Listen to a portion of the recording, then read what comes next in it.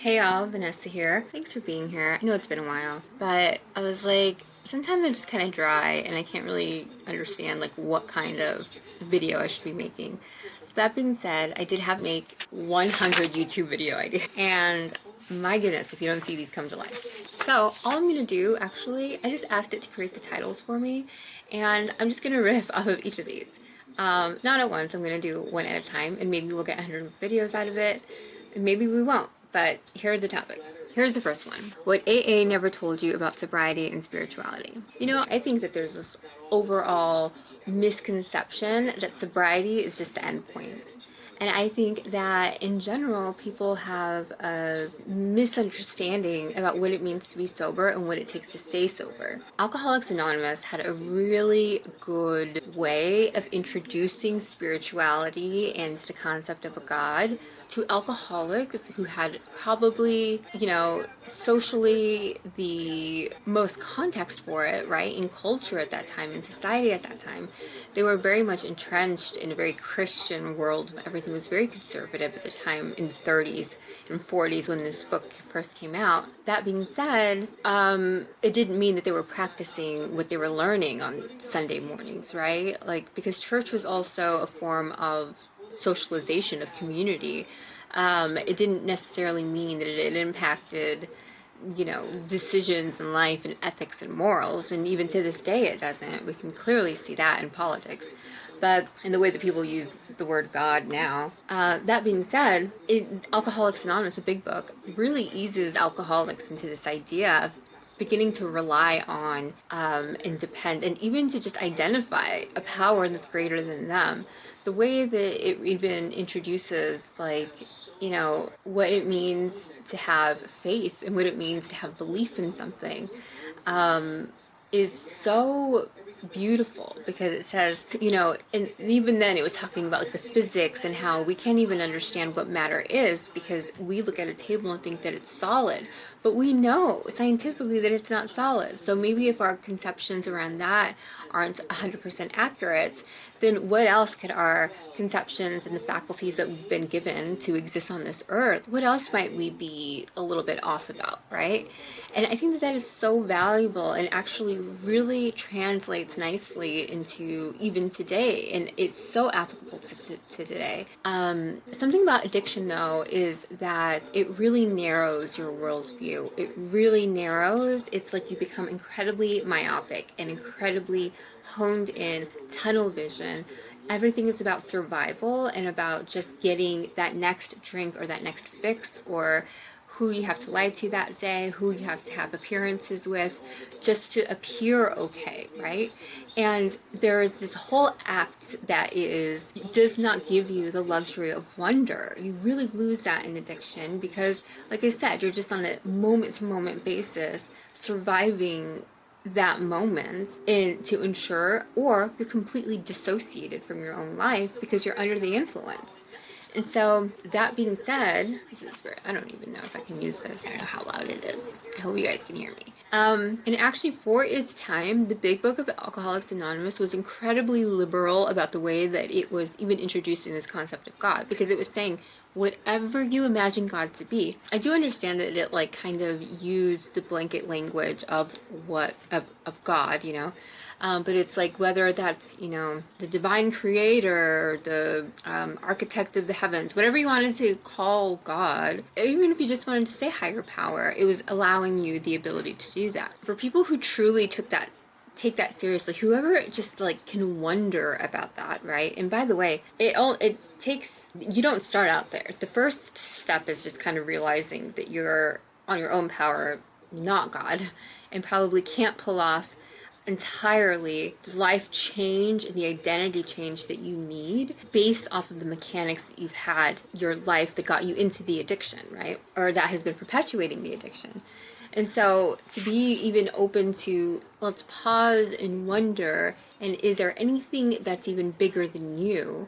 And that's step 2. And step 3 is actually, then let's go ahead and surrender to it. And I just think that that's such a beautiful introduction. It doesn't force you there. That's why it always kind of blows my mind when people are like, oh, this is a cult. And it's like, well, they literally tell you don't have to come back. It's a free thing. They're not asking anything of you. You voluntarily go. Courts can't even like order you to AA meetings anymore. You know, it's this whole cult concept. I don't think that they really understand it. I actually think it's very offensive to people who are an actual cult to call AA a cult. People also say that it's a religion. I feel like that could be a little bit closer, but even so, I don't think that those people have participated in a religion. Growing up Catholic, I would not say that reading the big book is like reading a Bible. I would say it's like reading an instruction manual for how to read the Bible or something, except that it has to do with our spiritual life.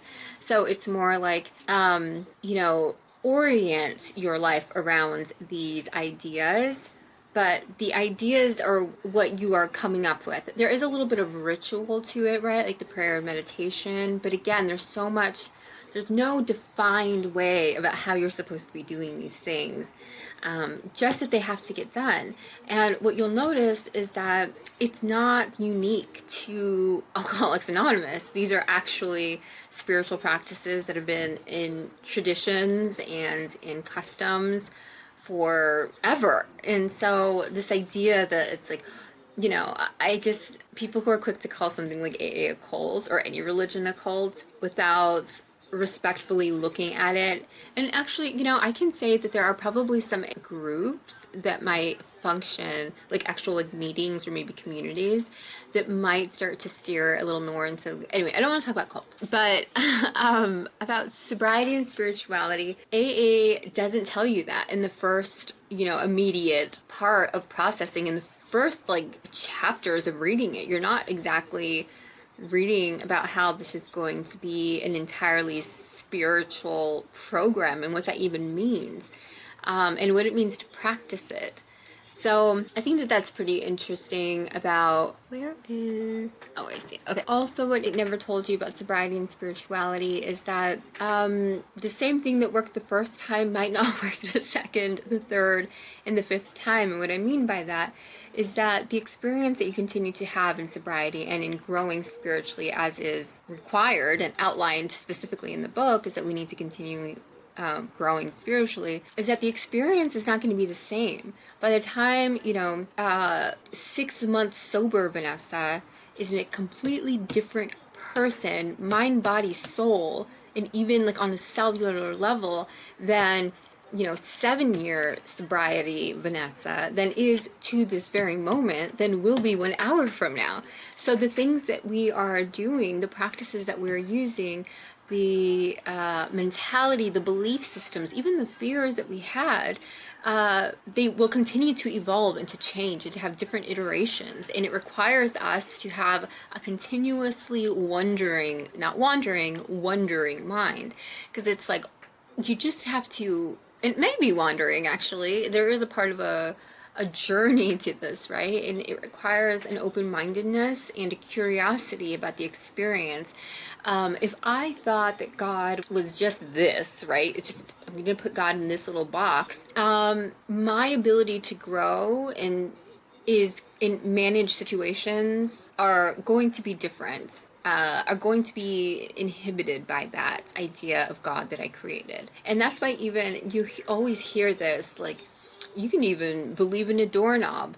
I don't know anybody in the history of anywhere that's prayed to a doorknob, but I actually don't doubt that it's happened.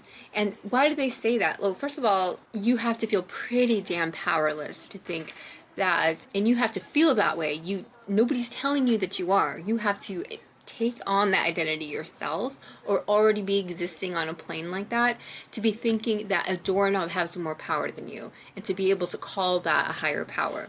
I'm not dissing it. I actually, it breaks my heart to think that there's people out there who do feel that way. That being said, if you're still 1 year into sobriety and worshiping a doorknob, there's something that isn't working there. Now you've become reliant upon an item in your house that is not going to continue to grow with you, and it's not going to, all you knew was a drunk alcoholic life. Yeah, a doorknob can get you out of that, but now what is it going to be like dealing with life on life's terms? What is a sober life going to require of you, and that is a God that is a life that requires an ever expanding God and understanding and growth. And listen, God is always just God. God is infinite, right? And it is our understanding and our ability to try to want to understand the growth, the actual immensity and presence of God that has to continue to grow. So I said a lot right there, but I do think that that is something that AA never told us about sobriety and spirituality, and it's definitely something that even I continue to learn on an annual basis, and especially anytime around my sobriety birthday, where I'm just like, which by the way, next year I'm gonna have 10 years sober, which blows my mind. How does that happen? I will have been sober for the exact amount of times that I was a problematic alcoholic. So at some point I will have more time sober than I will have had alcoholic. But anyhow, I'm curious what your experience or what your knowledge with Alcoholics Anonymous, sobriety, and spirituality is. Are these things that you knew were intertwined? Are these things that you knew were connected? Are these things that you knew require something of you to maintain sobriety? Leave me a comment. Let me know. Thanks for being here. Bye.